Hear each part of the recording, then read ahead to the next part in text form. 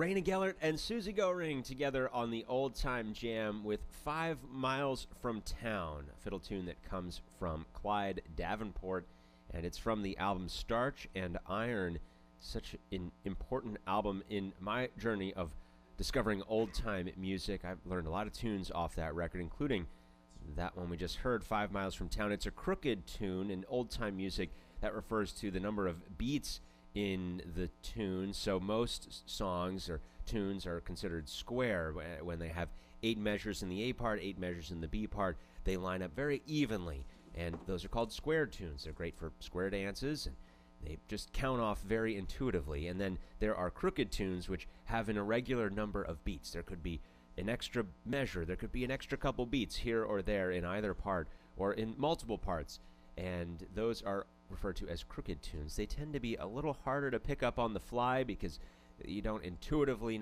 count those odd number of beats, but they can be some of the most fun tunes to play, and it took me a long time to learn that 5 Miles from Town, a crooked tune, when I first was learning old-time music, but it felt so great when I finally figured out how to count out that tune and play it with other people. That's Karen Kane and Raina Gellert with I Want to See Something New from their record The Ledges, and that's Uncle Earl starting off the set with a Carter Family song, The Birds Were Singing of You. Up next on the program, we'll hear from Brian Vollmer and friends. Here is a tune called The Lost Goose.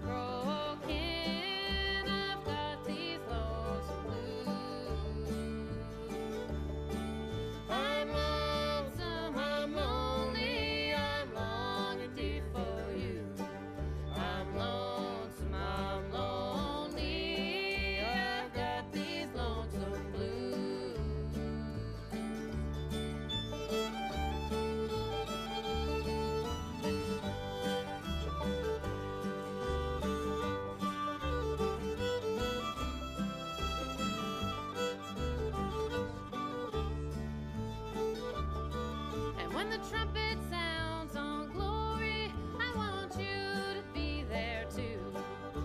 Where there'll be no more parting and no more lonesome blue. I'm lonesome, I'm lonely, I'm longing dear for you. I'm lonesome, I'm lonely, I've got these lonesome blues. I'm lonesome, I'm lonely, I'm longing dear for you. I'm lonesome, I'm lonely, I've got these lonesome blues.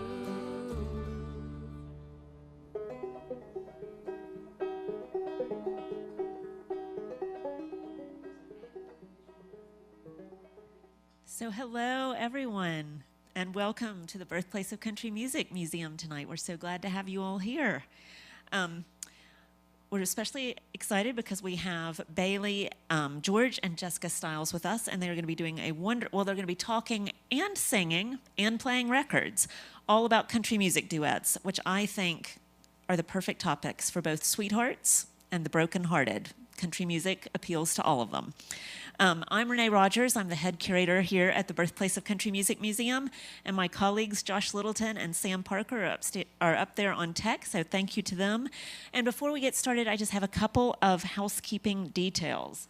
For those of you who don't know, the restrooms are down the hall on the left, so if you need to go to the restroom, just head out that way. If by some chance you need to leave before we are finished with the program tonight, the front door will be locked at about 7:15, so be sure and go out of the side door here onto Moore Street instead of out the front, please. There will be Q&A time afterwards, so after Bailey and Jess finish with their presentation and performance, you'll have a chance to ask questions, and if you are on YouTube with us and would like to ask any questions, just put your questions into the comments, and we will be keeping an eye out for those.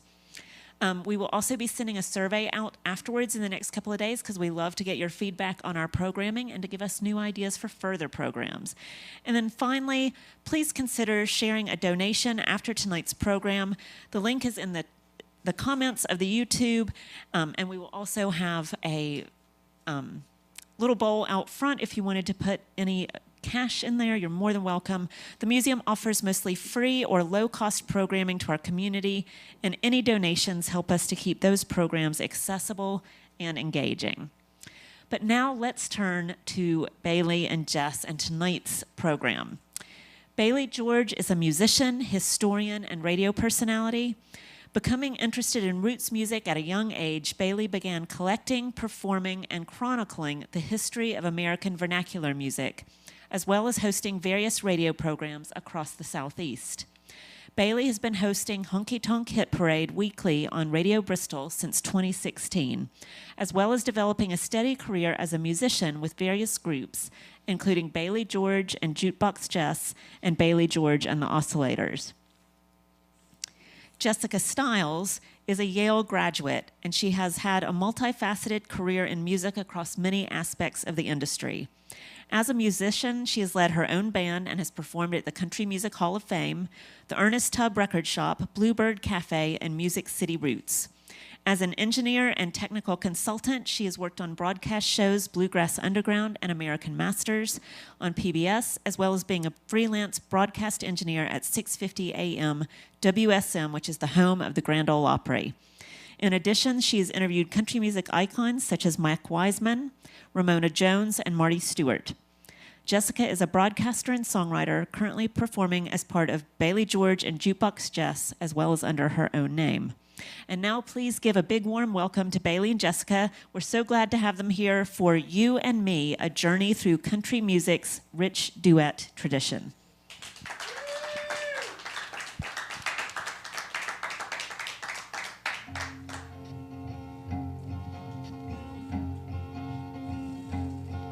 I am a roving gambler. I've gambled down in town.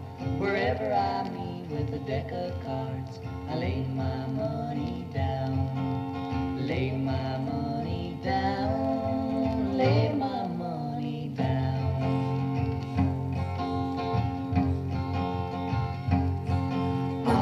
to the Everly Brothers. This is a really important record called Songs Our Daddy Taught Us. And we're going to start with this. And we thought if we played you some samples of some of these recordings, it would help us get right into the heart of the matter.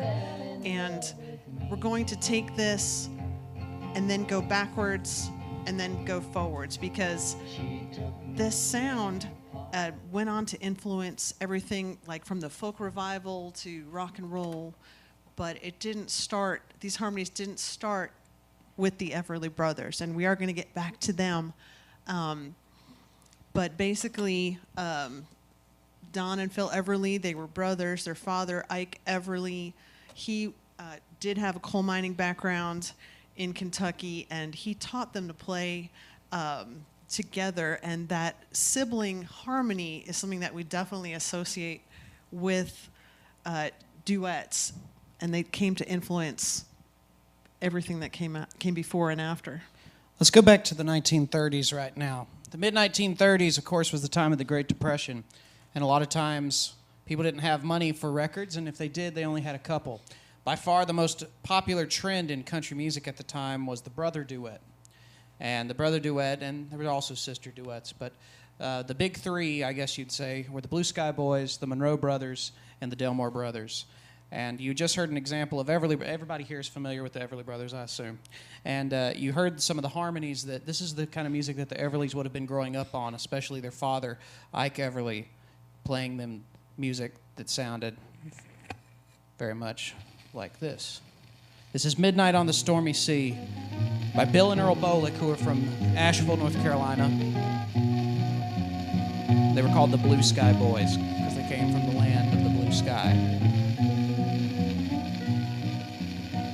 Was midnight on the stormy sea. My solitary watch I keep and think of her I left behind, and that she still true and kind. You can kind of hear the harmonies that became the Everly Brothers harmonies in this.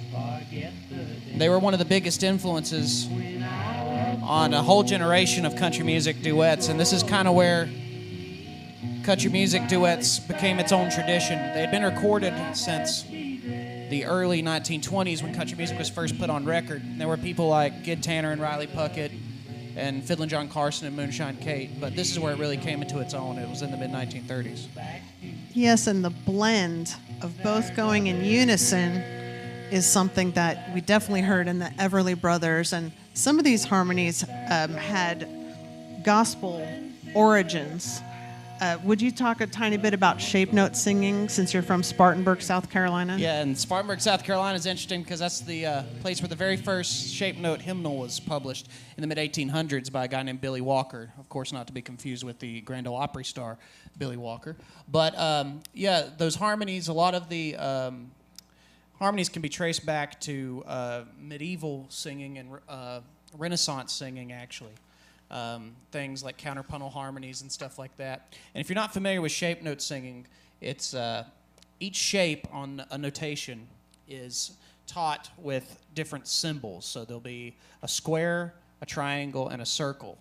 And each one of those shapes have a corresponding solfege to it. So we're all familiar with do, re, mi, fa, sol, la, ti, do. But in shape note singing, it's just fa, sol, la. And that comes from Renaissance era, like when the monks would transcribe. What you're hearing right now is a gospel record from the early 1930s from the Monroe Brothers, which is Bill Monroe and his brother Charlie. And we're getting into bluegrass music here.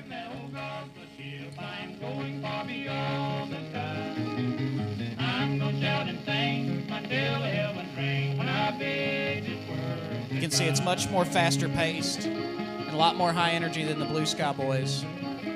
But mandolin and guitar were the two main instruments that were played in mid-30s brother duets. And this particular record is on the Montgomery Ward record label. Even though it was recorded for RCA, it's in the days when dime stores used to license recordings to sell to poor people throughout the South, and they did this with mainly hillbilly and what was then known as race recordings or blues records. And it's nice how this is a gospel theme, and a lot of these records go back and forth. The same secular harmonies you'll also hear in a non-secular setting, popular Different music. context, yeah. One of the interesting things about this is to remember a lot of these songs are standards, and you might have even sang this in Sunday schools and stuff like that, but this is when they were new. And think about that. A lot of people, these songs are in our DNA now as Americans and as fans of country music, but this is, you can imagine how exciting it would have been to brought this home and played this I on mean, an old this wind-up was the Petroleum. Taylor Swift. You know, you go Save Up, and Absolutely. you'd go to, this is from Montgomery Ward is the label.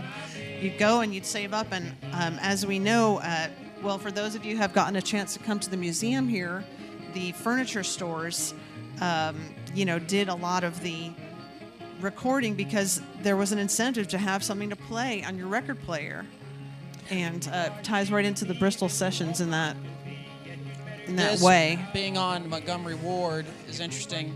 This record that we just played from the Blue Sky Boys is on the Bluebird label, which was RCA's budget label that had everything from the music of Duke Ellington to really, really mountainy and somewhat harsh hillbilly music on there. And so we heard a bunch of mandolin and guitar on those records, and this is a group called the Delmore Brothers, named Alton and Rabin Delmore, and they come along in the mid-'30s, and they're one of the most important groups in the foundation of rock and roll.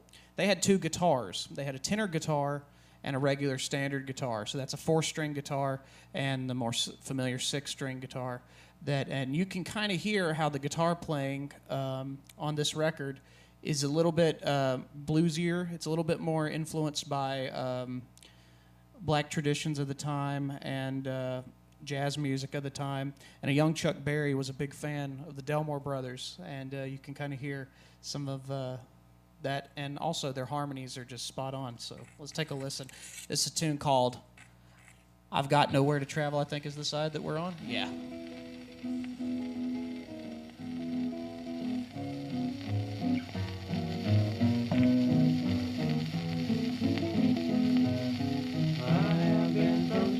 Shore, I sailed the 7 seas. I have rode the Allen, I rode the Santa Fe. When I see the lazy moon come sailing across the sky, it makes me want to ramble, I'll ramble till I die. I ain't got nowhere to travel 'cause I've been every place. All the wonders of the world, I've seen them face to face. I get tired of staying alone at any old place I choose. I ain't got nowhere to travel, and I got the traveling blues. It's so wonderful to hear the Delmore Brothers. There's a book that Alton Delmore wrote called Truth is Stranger Than Publicity.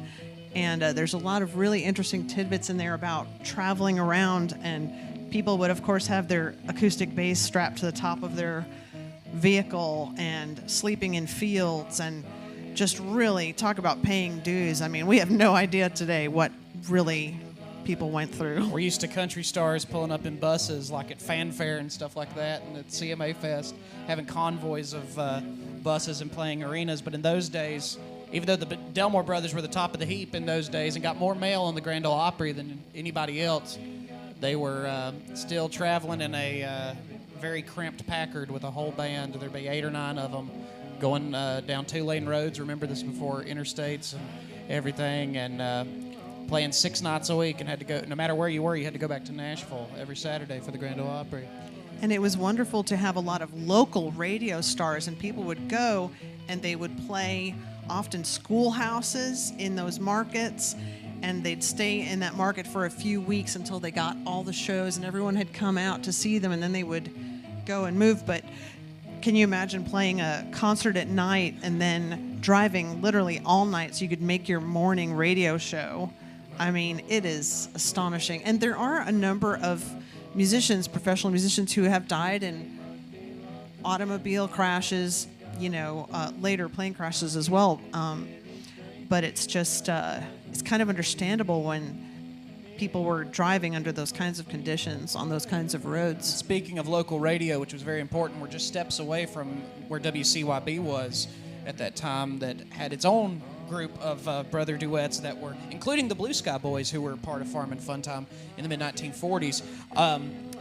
People that were influenced by people like the Delmore Brothers, like the Stanley Brothers, and later Lester Flatt and Earl Scruggs. But see, the common theme here is duets. And it was almost a prerequisite in country music at a time that you would have somebody do one part and somebody do the other, and that was your band. They didn't have a lot of bands, and it wasn't until people kind of expanded in the Western field, like people like Bob Wills and stuff like that, who kind of brought the whole band in. Speaking of local radio, and that's actually a good segue, speaking of Western music, but speaking of local radio, this is, we were on WJHL this morning, and I thought it'd be interesting to bring the very first songbook that Bonnie Lou and Buster made. This is from 1941, and I'm pretty sure some of y'all probably remember Bonnie Lou and Buster on WJHL, but this was the very first songbook, and of course you can see Bonnie Lou there. This is pre-Jim Walter Holmes, even, so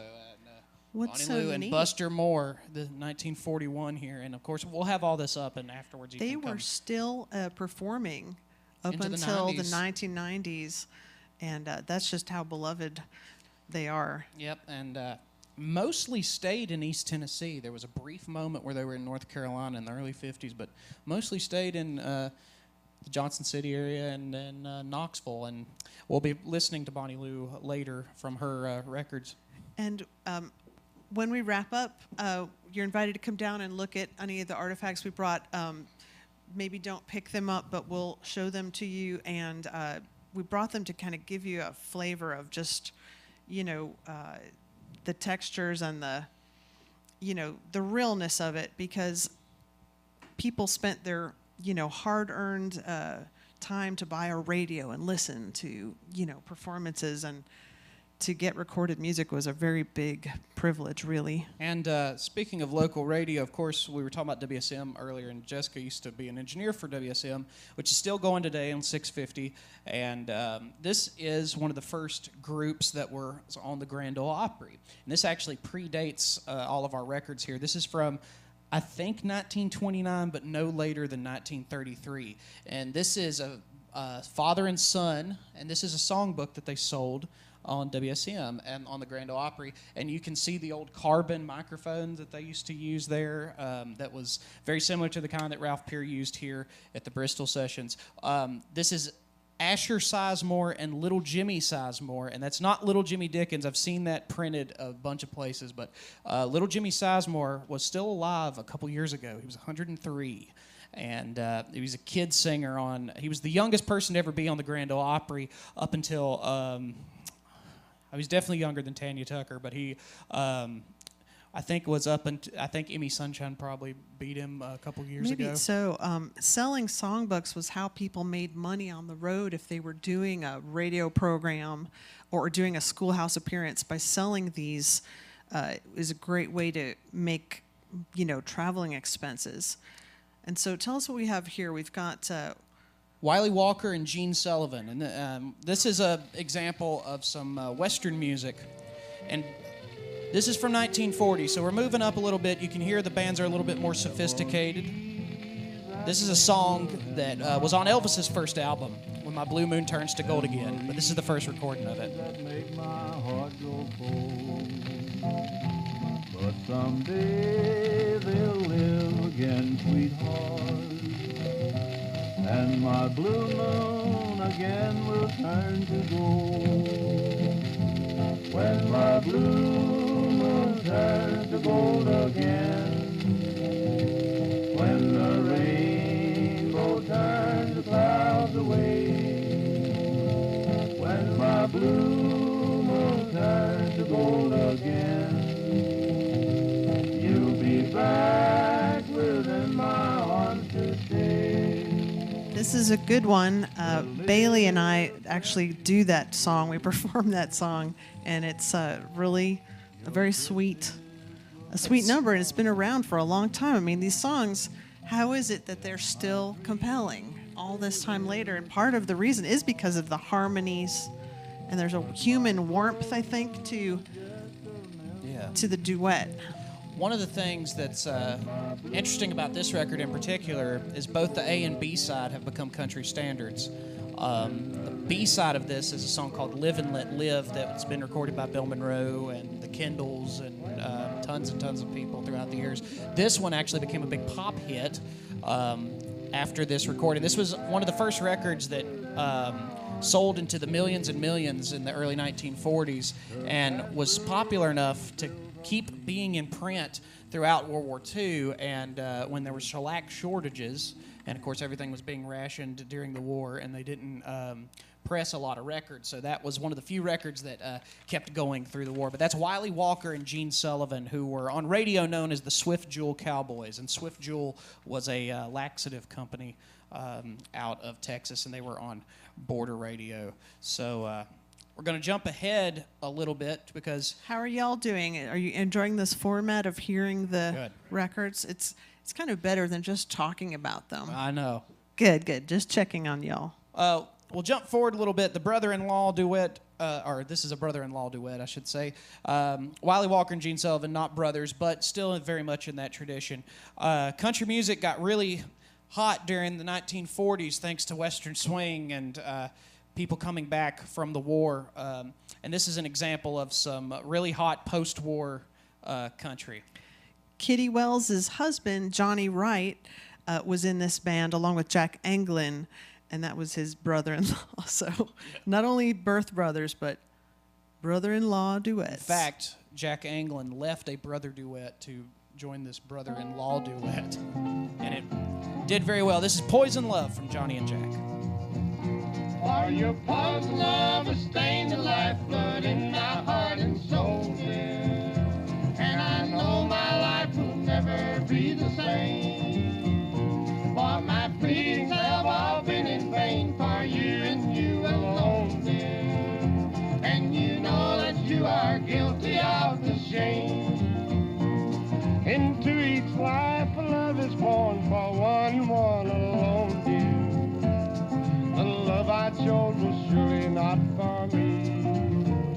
For your poison love has stained the lifeblood in my heart. This reminds us it's actually Mardi Gras tonight. That's right. So happy Mardi Gras. Yeah. We're going to touch into that a little bit Yeah, more. we'll talk about some Cajun stuff a little bit later on.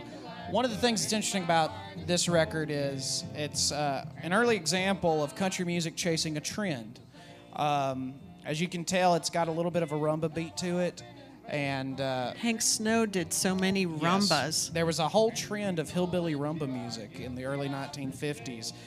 Popular because Xavier Cugat was very big at the time, and people like Perez Prado were also very big in pop music. So country music kind of chased that high for a little bit. And so if you hear people talk about tradition in country music and chasing pop trends as a new thing, don't let them fool you. They've chased trends ever since the beginning of country music history. Speaking of Bonnie Lou and Buster, this is one that this is a very rare record. This has never been reissued on anything, not even Bear Family in Germany, who does a good job of reissuing this old music. This is Bonnie Lou without Buster singing, but we thought it'd be interesting to hear her sing a Carter family song. So that's how rare it is.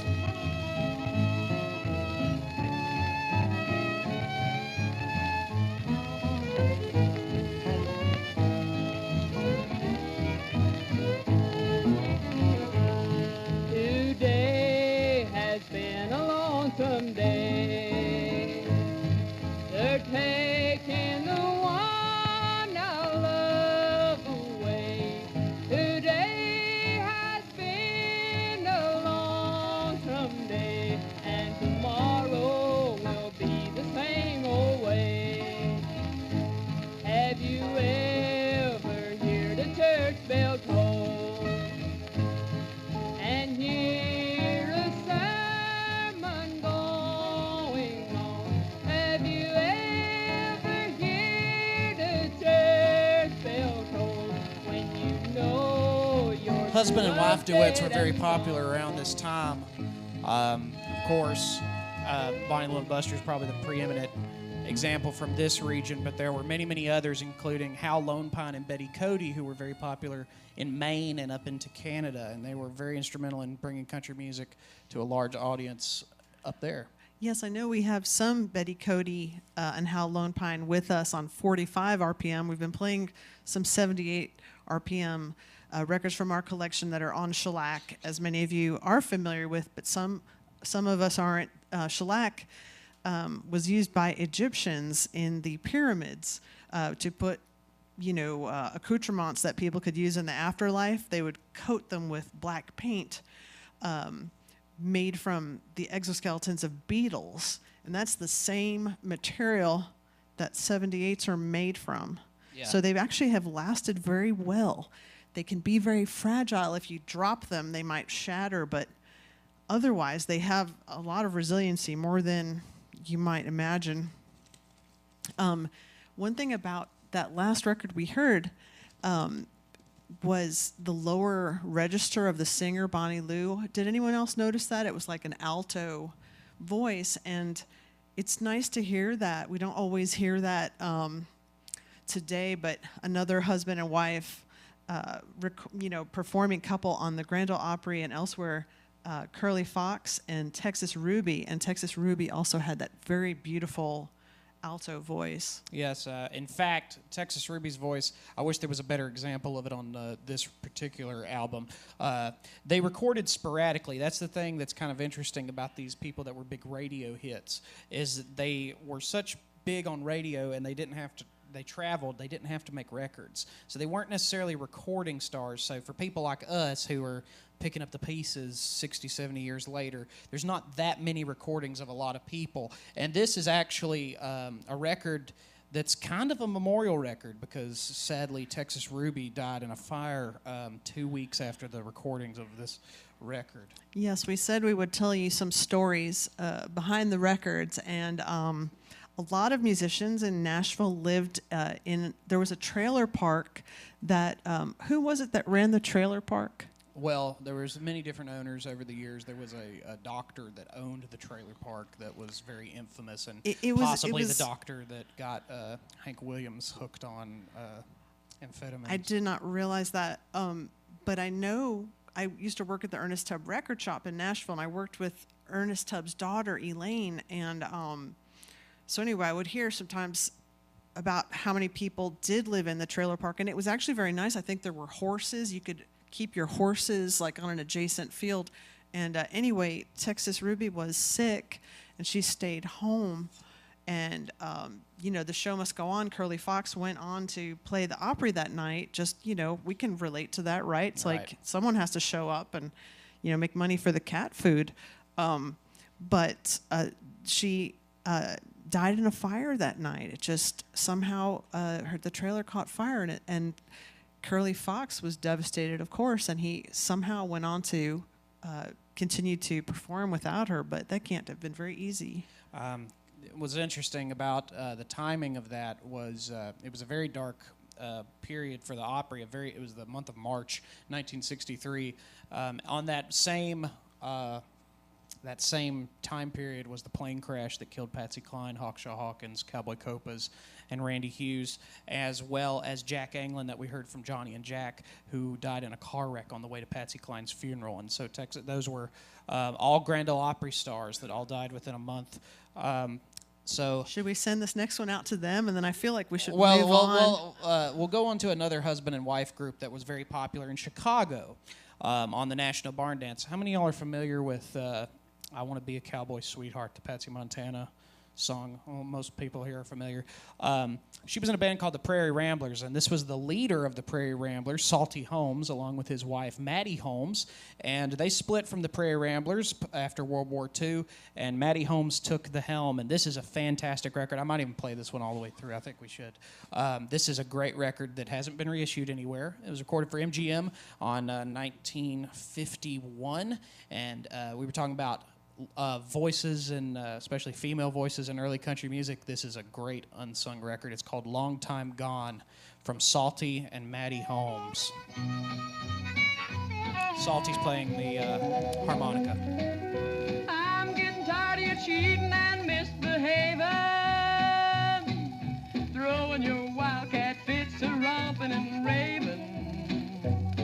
You look for me when sugar sweet loving you're craving. But I'll be gone a long time gone. Just like a whirlwind, I'll take my flight.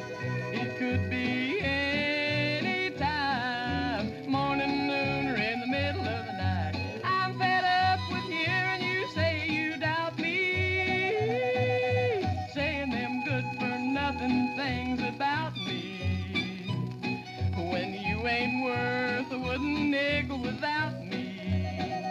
When I'm gone, I'll be a long time gone.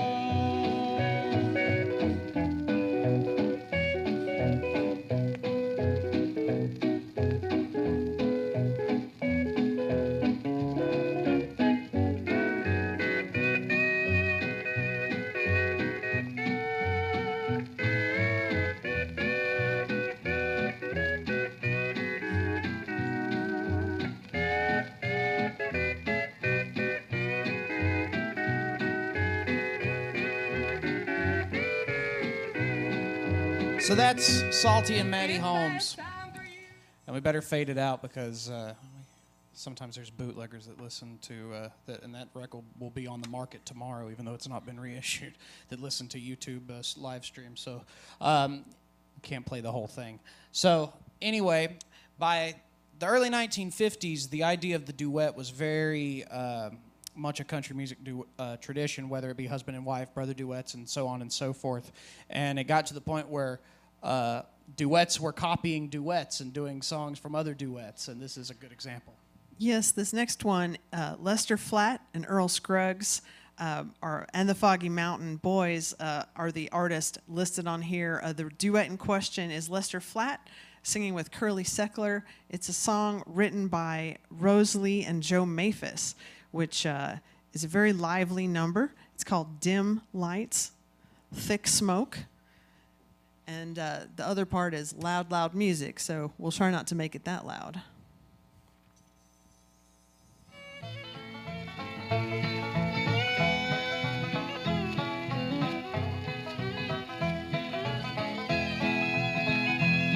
Dim lights, thick smoke, and loud, loud music is the only kind of life you'll ever understand.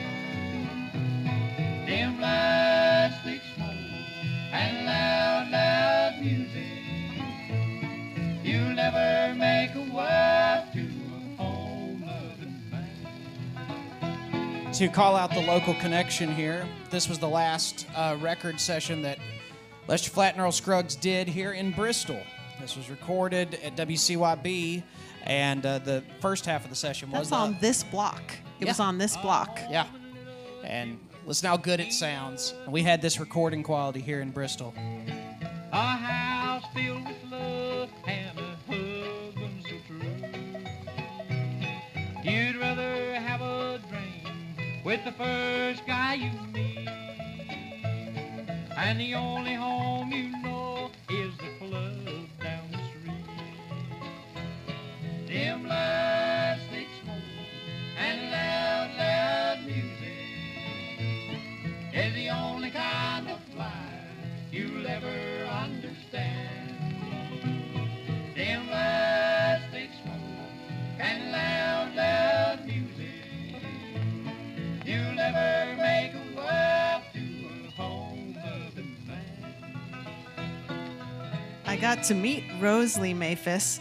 She was working towards the end, really until the end of her life, as a tour guide at the Country Music Hall of Fame Museum in Nashville, and just what a wonderful lady. Yeah. And of course, if you don't know about Joe and Rosalie Maphis, they were very big on the West Coast. And Joe Maphis popularized the Mosrite guitar, which is the guitar that bands like the Ventures played. So if you hear, remember that song "Walk Don't Run," the surf song. That's the type of guitar that Joe Maphis played, and he played on tons and tons of records, and we're kind of one of the big acts on the West Coast and got the whole Bakersfield country music scene rolling out there in the mid-1950s. That double neck guitar was pretty crazy. Oh, yeah, it was one of the people that invented the double neck guitar, too. Yeah. So long before rock and rollers were using it, Joe Maphis and Larry Collins were playing them in Compton, of all places. Yes, Compton in the Los Angeles area, they had a wonderful country music program. People would come and be in studio. The town hall party. Yep. A lot. That was a very big country music and kind of a controversial country music program that originated from the town hall in Compton, L.A., where all the rap comes from and all that stuff too. Well, we've talked about brother duets. This next one is a sister duet. Even though they're not blood related, they did perform as sisters. They marketed themselves as sisters. With Skeeter Davis.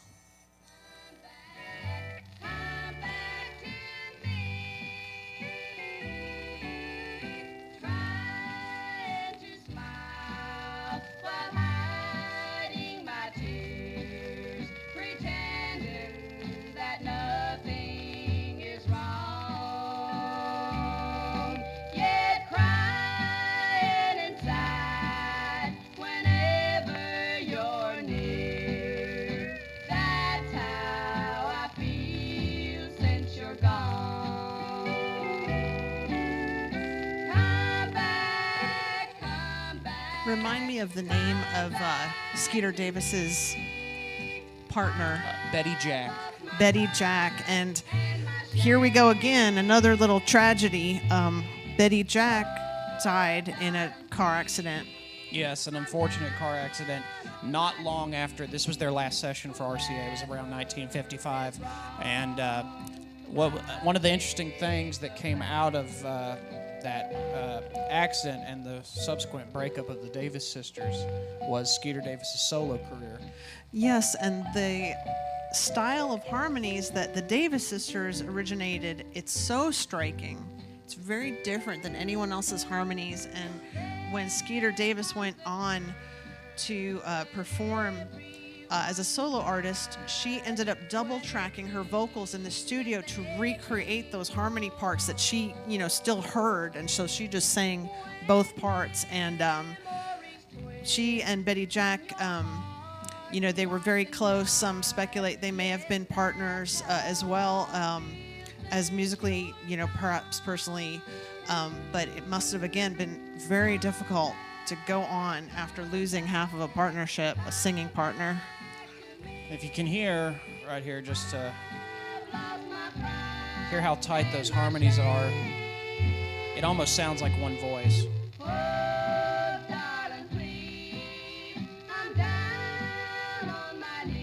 So by the time Skeeter Davis is multi-tracking in the studios of RCA, that kind of influences a whole new trend in popular music too, especially once songs like Into the World come out and sell millions and millions of copies in the pop world.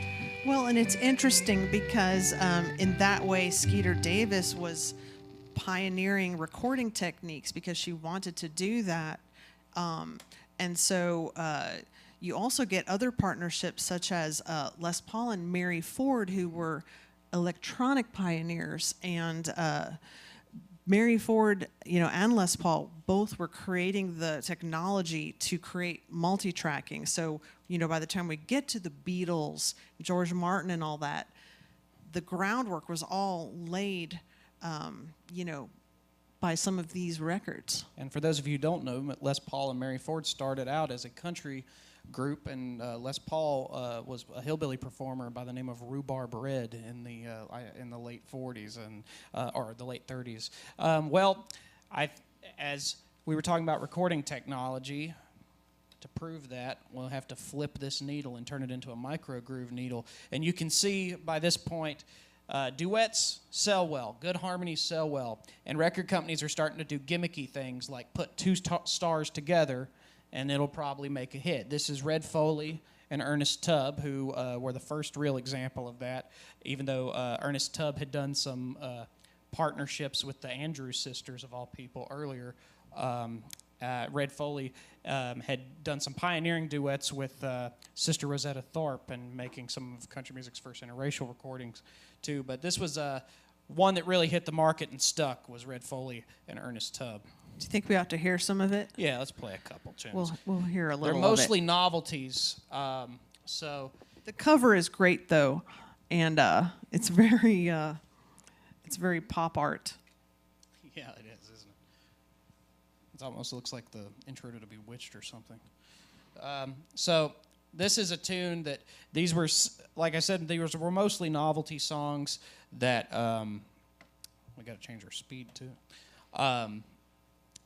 That capitalized on two odd voices together, I think. The smooth voice of Red Foley juxtaposed with the earlier examples that we did had so much of a blend, didn't it? It was just like almost blending into one voice, and then some duet partnerships are not as successful. This or is they one have called two separate It's voices. the Mileage That's Slowing Us Down.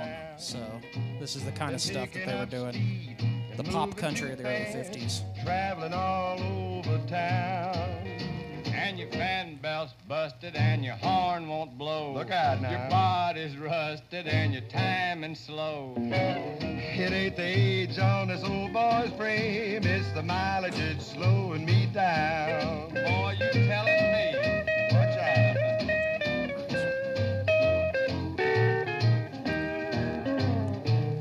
And don't think that because I'm calling these novelty records that I don't like them, because they actually do play a big part in the development of rock and roll. A lot of the people that were playing on this would go on to play on people like Grady Martin. It was the early years of the A-Team in Nashville, and all those, you hear about the Nashville Cats and everything. And they really got to, because they weren't records that were considered serious, they really got to kind of swing out on a lot of these. So we'll go on now. We were talking to kind of make an overarch to all of this. One of the groups that really brought the old style of brother duet singing back in the style of the Blue Sky Boys were the Louvin Brothers, and one of the most popular groups of the 1950s.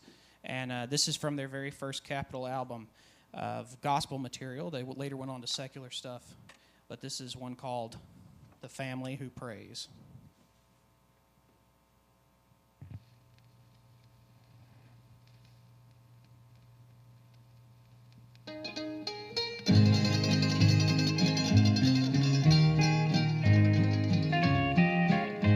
The family who pray will never be parted. Their circle in heaven unbroken shall stand. God will say, my good faithful servant. The family who pray never shall part. Satan has parties, fathers and mothers, filling their hearts with his envy and hate, heading their pathway down to destruction, leaving their children like orphans to stray.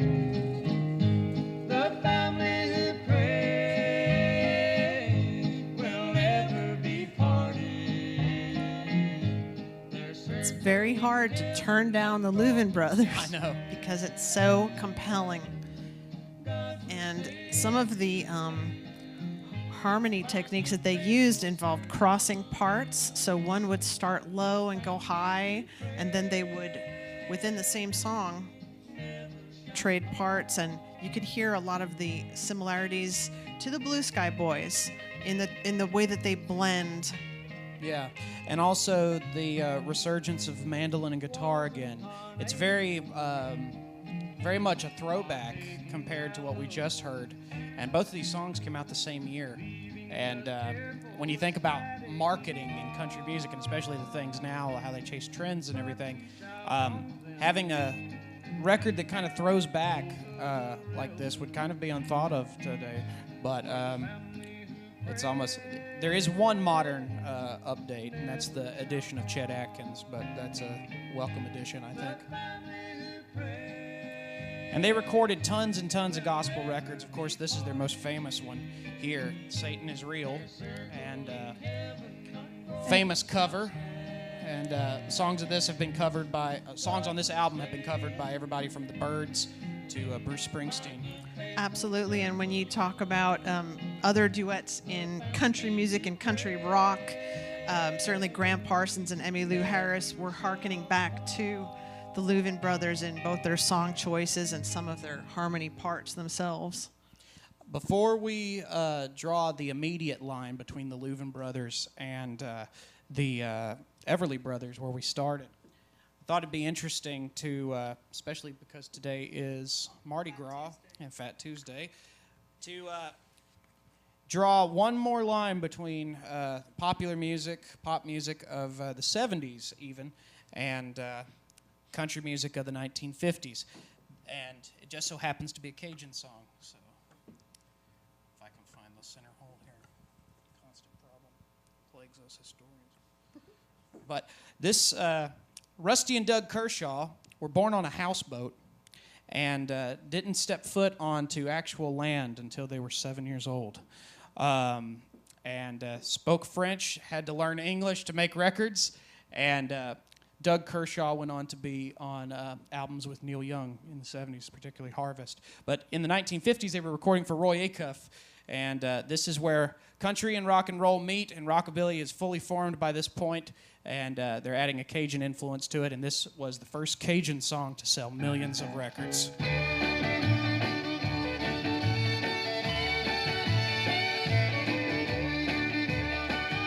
At birth, Mom and Papa call her little boy Ned.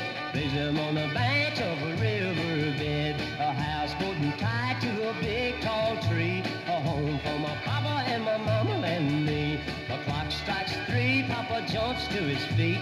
Already Mama's cooking Papa something to eat. At 1:30, Papa, he's ready to go.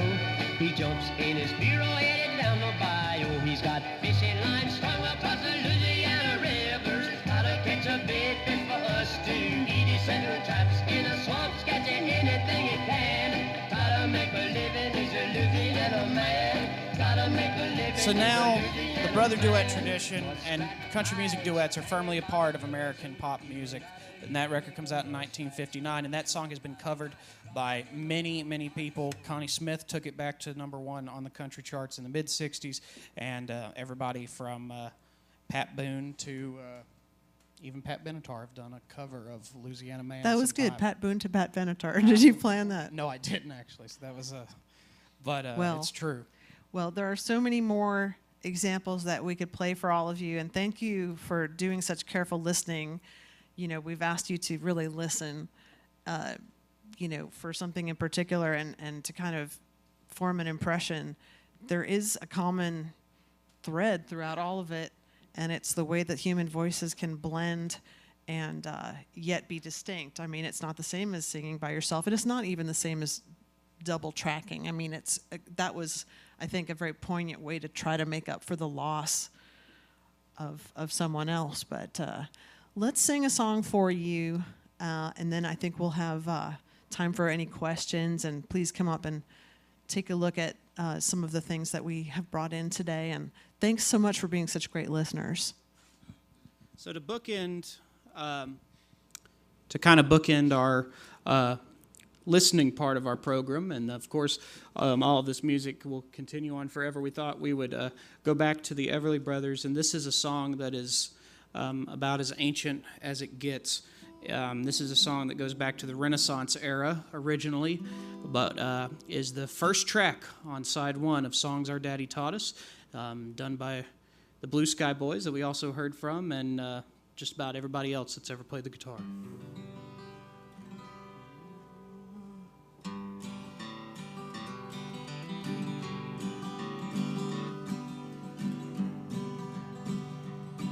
I am a roving gambler, I've gambled all around. Wherever I meet with a deck of cards, I lay my money down. Lay my money down, lay my money down. Well, Well, I had not been in Washington many more weeks than 3 till I fell in love with a pretty little girl, and she fell in love with me. Fell in love with me, fell in love with me. She took me to her parlor and cooled me with her fan.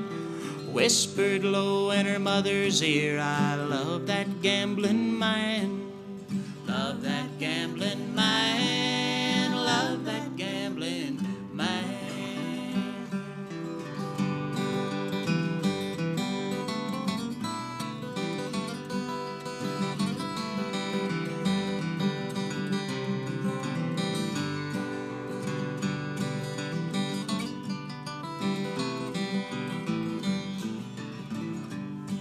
Now, daughter, oh dear daughter, you know I love you well, but the love I have for this gambling man, no human tongue can tell.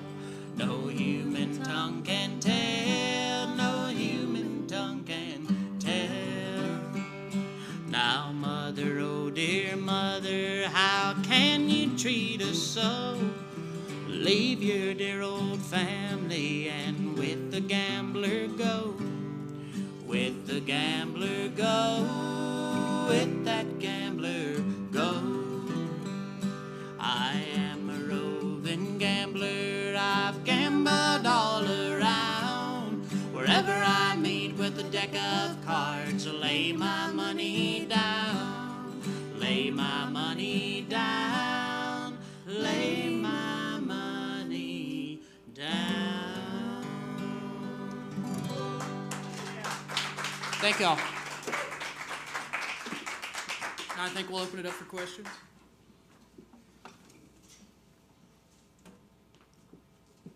Yes, so thank you so Thank you, everyone, and especially to Bailey and Jess for such a wonderful program. I hope you enjoyed the music and the stories. But first, let's open up to questions and see if anyone in the audience has. I know I have two, but I'm going to let the audience go first. Anyone want to ask something? How long have you been studying to learn all that? We do it every day. It's really, there's no real study period. We kind of just get this stuff. They live and breathe it, I think. I will say we did move to Bristol because of the museum here, because it's the birthplace of country music. I moved from Nashville, Tennessee, where I was living, and Bailey moved from Spartanburg, South Carolina, and he was already doing the Honky Tonk Hit Parade show here, but we chose this as the middle, and so there's so much music. I mean, we're record collectors, and it gets a little bit crazy, living in an apartment.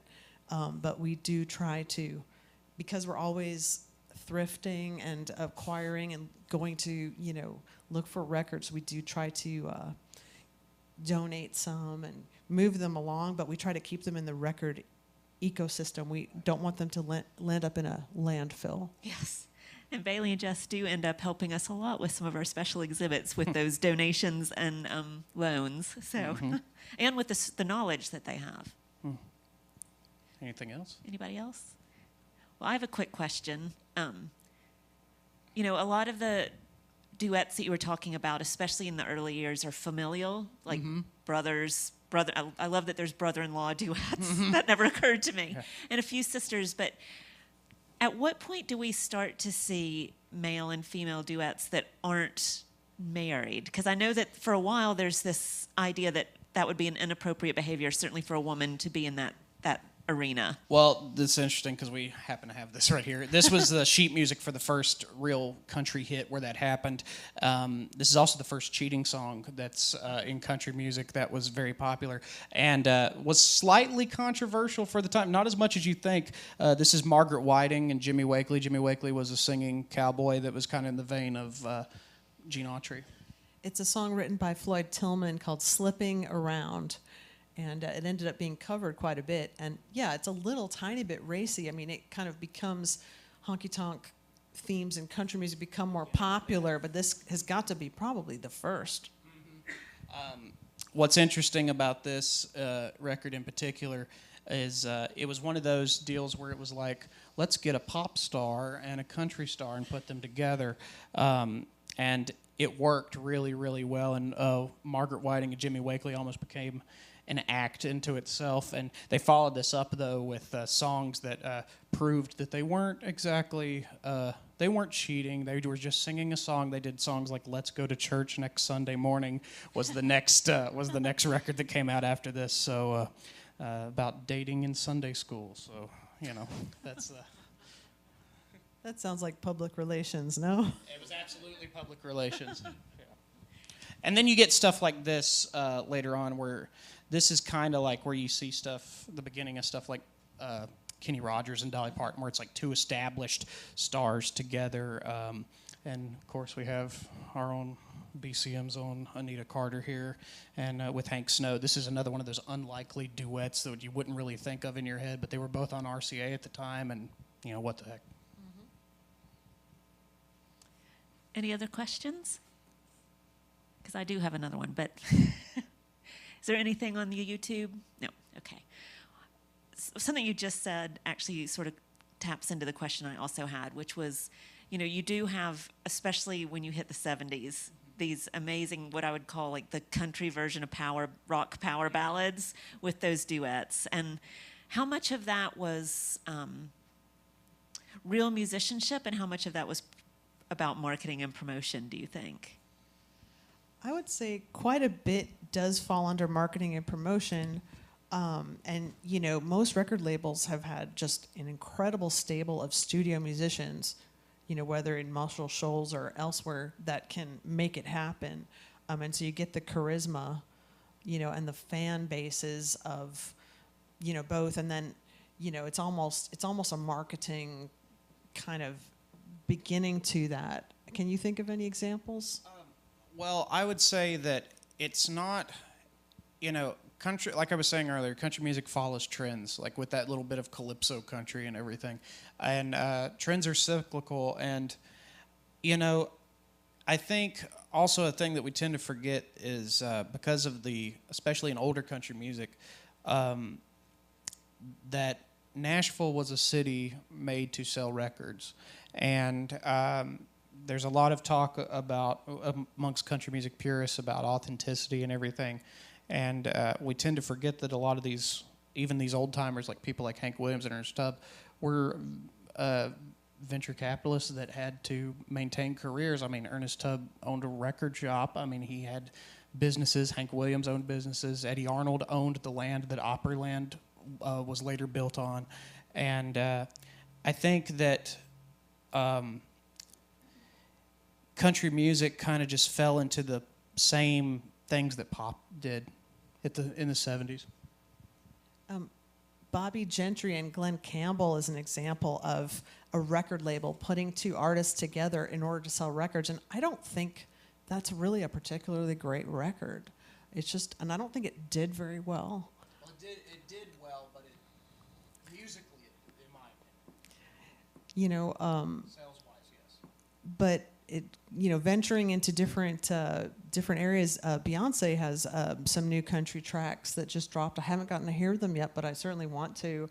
And I heard that Rhiannon Giddens is playing banjo on there, and it's gonna be really neat to hear that. Well, and disco country was a big, specifically in the 70s. Everybody from, there's a Porter Wagner disco album. One of the best is Bill Anderson's disco album. It's called Lady's Choice, which is it's Barry White meets Bill Anderson. And it depends on what you like about cheese, what your tolerance for cheesy stuff is. But trends happen. Yeah, they don't always age as well. I guess production values, some things age better than others. I mean, and even going back to 1927 Bristol Sessions artists, they did try and do a couple of tracks with the Carter family and Jimmy Rogers in the effort to marry those two sort of different ways of country music. And that's a very good example. I wish I saw that, but because that is that's such why I'm head curator. That's one of those records that you hear and you just sit back and you're like, this is a bad, and it's the two most legendary country performers, and it's just like, Jimmy Rogers and Maybelle trying to yodel together just sucks. Yeah. Maybe they weren't feeling it. Yeah, I guess not. Well, and I think saying that, Jessica, that is true. Also, I mean, some of what sells that music, especially once you get to the point of television and film and that kind of thing, is the interaction between the artists too. I think of like Tammy Wynette and George Jones, where there's this major interaction that's also a big part of what's selling that music. Right, and it kind of coincides with like, in the 40s, a movie star, in the wider culture, a movie star having an affair scandal would be the end of their career. But by the 70s, it's very chic to do that. And country music kind of capitalizes on that, and that's why you get these kind of glorified stories about George and Tammy and tumultuous relationships that sell well. Yeah. Anybody else have a question before we end? Well, thank you again. Let's give them a big hand, please. That was a wonderful presentation, lots of great music, and especially the performance at the end. Before you come and have a look at some of the artifacts that they brought, and I would definitely recommend you come up and look at their wonderful collection, some of which, in fact, has been on display here recently. That's right. I just wanted to let everyone know of a few things that are coming up that you might be interested in. Our next speaker session is going to be on Tuesday, March 12th at 7 p.m., and we'll have Caitlin and Mohsen Kazmi of the Appalachian Food Truck and Chef T from Union 41 talking to us about melding different cultural traditions with Appalachian foodways. That's going to be in person here at the museum and virtual via YouTube. I don't know if we'll have any food on hand, but you can always go eat afterwards. Also, if you haven't been to see our Cardboard History of Blue Ridge Music exhibit yet, definitely go see that. Quite a few of the artists that they talked about tonight are featured on those concert posters, and it's really interesting sort of to exemplify what Jessica especially was talking about being on the road and how much of that travel was such a huge part of your day-to-day lives as a musician, just on the road all the time. Thursday, February 15th, so that's a couple of days from now, we're going to have Johnny Bayer from the American Banjo Museum Hall of Fame on Museum Talk on Radio Bristol. Also on the February 20th, Josh, there's still tickets left. There's just 2 or 3 tickets left for the Farm and Fun Time at the Paramount with St. Paul and the Broken Bones, so if you haven't got your ticket, you better do it quick. Saturday the 24th, we have our monthly museum volunteer orientation and a bluegrass jam, and those are all some great things to be looking forward to, and we hope that we'll see you back at the museum soon. But please come see everything that they have to show you and give them another round of applause, please.